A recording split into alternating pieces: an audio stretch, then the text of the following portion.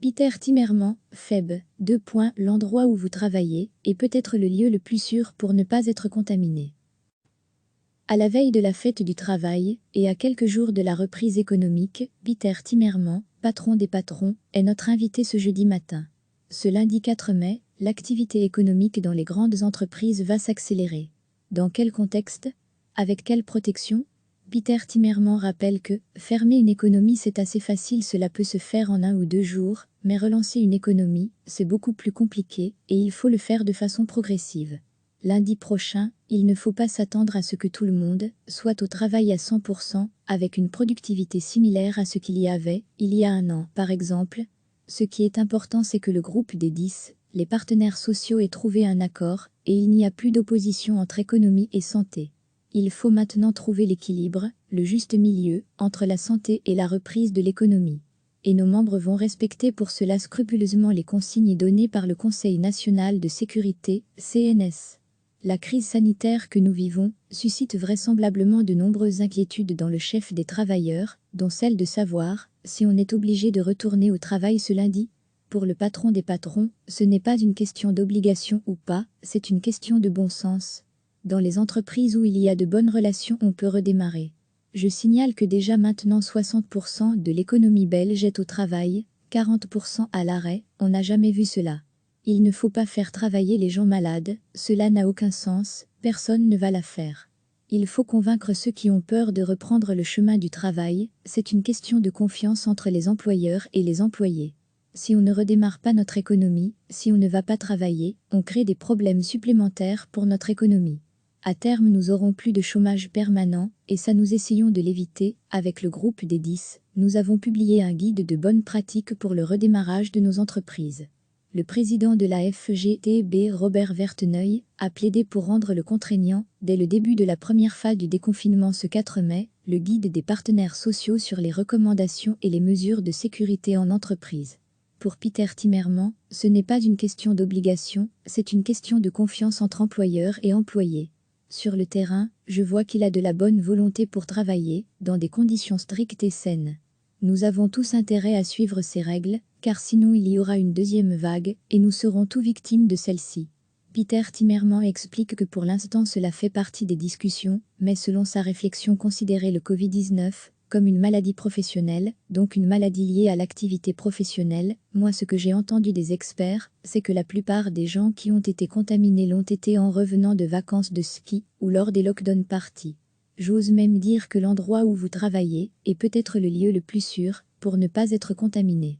Et quand on lui rétorque qu'il y a eu des contaminations par exemple dans la grande distribution ou les hôpitaux, le patron des patrons répond qu'on ne peut pas le prouver. C'est cela le problème, savoir quand le travailleur a été contaminé au travail ou en soirée, avant d'insister sur le fait que c'est encore en discussion, même si à première vue, j'ai quand même des réticences. Peter Timmermans plaide pour que ce sujet soit discuté au sein de chaque entreprise. Ne fermons pas des portes qui peuvent être des solutions pour que notre économie puisse se redresser progressivement. Est-ce que vous croyez que cela sera apprécié par les citoyens? Je trouve cela regrettable, car aujourd'hui tout le monde fait ce qui est possible pour combattre ce virus. Nous avons encore quelques semaines, quelques mois avec des périodes difficiles. Nous avons aidé à court terme les entreprises sur des problèmes de liquidité, mais combien à plus long terme vont pouvoir s'en sortir? Il faut un plan de relance économique. Si je peux donner un conseil, il faut continuer à gérer la crise avec l'équipe actuelle. Mais cela n'empêche pas les dirigeants politiques de se voir discrètement, en dehors des médias, pour discuter de ce que l'on fera, après les vacances, à partir du mois de septembre. Mais qu'on le fasse en dehors des médias, aujourd'hui il faut se concentrer sur la gestion de crise. Aucun employeur, aucun travailleur, aucun citoyen, aucun allocataire sociaux ne veut de ce débat sur la stratégie politique, défend Peter Timmermans. Pour le patron de la FEB, la société de demain ne sera plus celle d'hier. La façon de travailler ne sera plus la même, ce n'est pas que le capitalisme qui est en jeu, mais notre mode de fonctionnement, en tant que citoyen aussi. On parle beaucoup de la sécurité sociale, comme stabilisateur de notre modèle social, mais heureusement que nous avons aussi la technologie. Sans le télétravail, la crise aurait été plus importante encore. Recevez chaque matin l'essentiel de l'actualité. À la veille de la fête du travail, et à quelques jours de la reprise économique, Peter Timmermans, patron des patrons, est notre invité ce jeudi matin. Ce lundi 4 mai, l'activité économique dans les grandes entreprises va s'accélérer. Dans quel contexte? Avec quelle protection? Peter Timmermans rappelle que fermer une économie c'est assez facile, cela peut se faire en 1 ou 2 jours, mais relancer une économie, c'est beaucoup plus compliqué et il faut le faire de façon progressive. Lundi prochain, il ne faut pas s'attendre à ce que tout le monde soit au travail à 100%, avec une productivité similaire à ce qu'il y avait il y a 1 an. Par exemple, ce qui est important c'est que le groupe des 10, les partenaires sociaux aient trouvé un accord, et il n'y a plus d'opposition entre économie et santé. Il faut maintenant trouver l'équilibre, le juste milieu, entre la santé et la reprise de l'économie.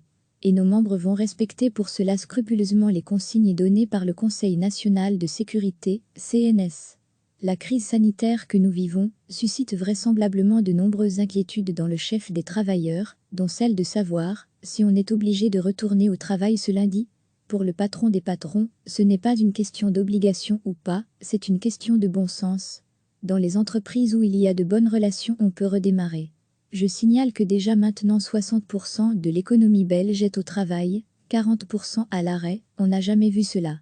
Il ne faut pas faire travailler les gens malades, cela n'a aucun sens, personne ne va la faire. Il faut convaincre ceux qui ont peur de reprendre le chemin du travail, c'est une question de confiance entre les employeurs et les employés. Si on ne redémarre pas notre économie, si on ne va pas travailler, on crée des problèmes supplémentaires pour notre économie. À terme, nous aurons plus de chômage permanent, et ça nous essayons de l'éviter. Avec le groupe des 10, nous avons publié un guide de bonnes pratiques pour le redémarrage de nos entreprises. Le président de la FGTB, Robert Verteneuil, a plaidé pour rendre le contraignant, dès le début de la première phase du déconfinement ce 4 mai, le guide des partenaires sociaux sur les recommandations et les mesures de sécurité en entreprise. Pour Peter Timmermans, ce n'est pas une question d'obligation, c'est une question de confiance entre employeurs et employés. Sur le terrain, je vois qu'il a de la bonne volonté pour travailler, dans des conditions strictes et saines. Nous avons tous intérêt à suivre ces règles, car sinon il y aura une deuxième vague, et nous serons tous victimes de celle-ci.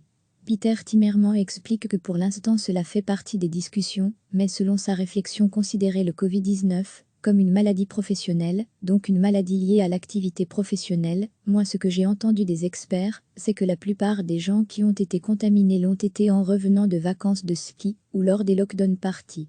J'ose même dire que l'endroit où vous travaillez est peut-être le lieu le plus sûr pour ne pas être contaminé. Et quand on lui rétorque qu'il y a eu des contaminations par exemple, dans la grande distribution ou les hôpitaux, le patron des patrons répond qu'on ne peut pas le prouver. C'est cela le problème, savoir quand le travailleur a été contaminé au travail ou en soirée, avant d'insister sur le fait que c'est encore en discussion, même si à première vue, j'ai quand même des réticences. Peter Timmermans plaide pour que ce sujet soit discuté au sein de chaque entreprise. Ne fermons pas des portes qui peuvent être des solutions pour que notre économie puisse se redresser progressivement. Est-ce que vous croyez que cela sera apprécié par les citoyens? Je trouve cela regrettable, car aujourd'hui tout le monde fait ce qui est possible pour combattre ce virus. Nous avons encore quelques semaines, quelques mois avec des périodes difficiles. Nous avons aidé à court terme les entreprises sur des problèmes de liquidité, mais combien à plus long terme vont pouvoir s'en sortir? Il faut un plan de relance économique.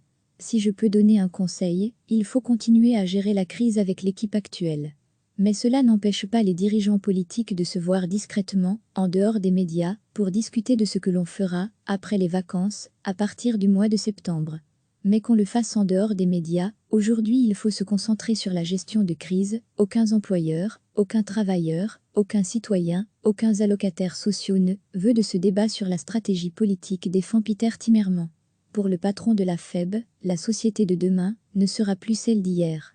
La façon de travailler ne sera plus la même, ce n'est pas que le capitalisme qui est en jeu, mais notre mode de fonctionnement, en tant que citoyen aussi. On parle beaucoup de la sécurité sociale, comme stabilisateur de notre modèle social, mais heureusement que nous avons aussi la technologie. Sans le télétravail, la crise aurait été plus importante encore. Cliquez sur s'abonner pour recevoir les dernières nouvelles.